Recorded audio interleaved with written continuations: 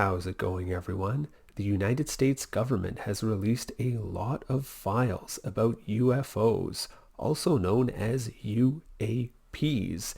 And we're going to talk about the most interesting category of these files, which are those sightings that are from the moon. And I'll talk about why those are the most interesting ones. Just to clarify, the term UAP is a lesser used term, but it's becoming more popular, and it's a more accurate term than UFO.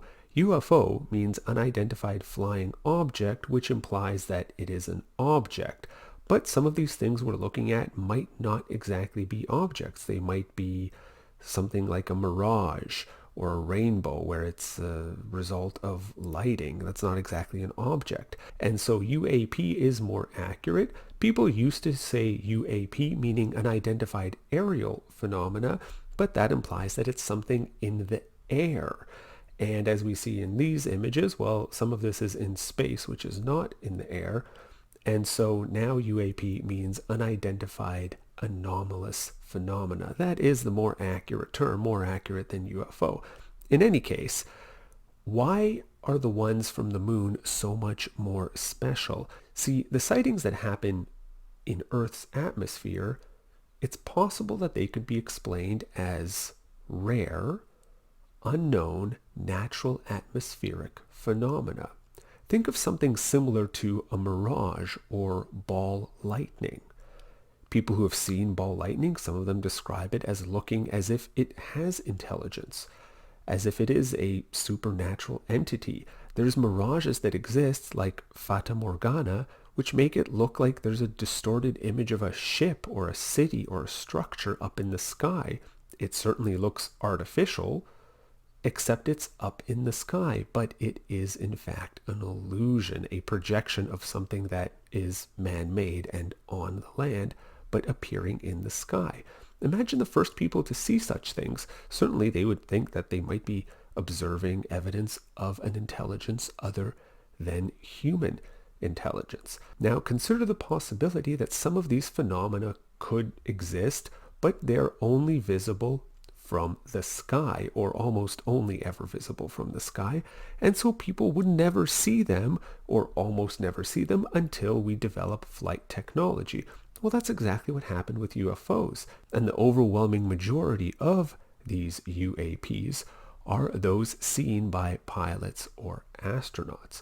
So although extraterrestrial life is a possible explanation, another explanation is just rare, unknown, natural atmospheric phenomena. Another more strange explanation could be life, but life that exists in the upper atmosphere. It lives its whole life and dies in the upper atmosphere, similar to how some creatures live and die in the ocean, spend their entire life in the ocean. There could be strange life forms like that to whom Earth is their home. They're not exactly extraterrestrial, but they are life forms beyond anything that we've seen from the land. But on the moon, there is no atmosphere. So the sightings that happen from the moon cannot be attributed to atmospheric phenomena. You need an atmosphere for atmospheric phenomena. And that's what makes these stand out so much. That's what makes them so interesting. Even the sightings that happen in Earth orbit could be attributed to atmospheric phenomena or debris of material created by humans, but that's much less likely to be the case on the moon. Now, that doesn't mean that all of the sightings on the moon are a result of extraterrestrial life. There could be electromagnetic phenomena which create glowing shapes.